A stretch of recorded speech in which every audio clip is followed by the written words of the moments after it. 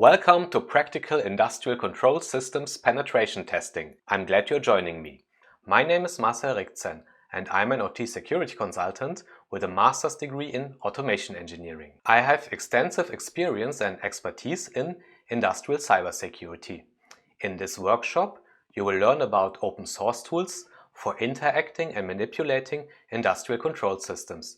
And we will build our own free virtual lab environment to simulate common industrial control systems. Unlike popular virtual training platforms like Hack the Box or Try Hack Me, there aren't many options available for learning pen testing on ICS. Buying a controller to practice on or attending ICS security seminars can be expensive. For this workshop, you don't need to buy expensive hardware or licenses. Everything is free and open source.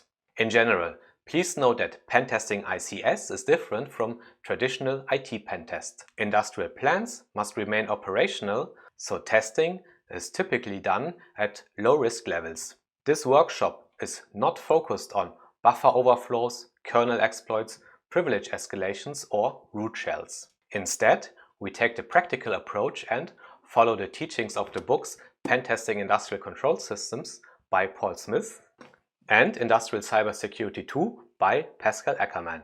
In the first section of the workshop, you learn the basics, then move on finding information and vulnerabilities of ICS.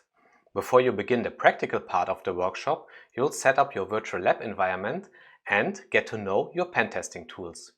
During the practical part, you will work through 6 different scenarios and try out the tools you've learned. The practical part consists of 2 types of videos.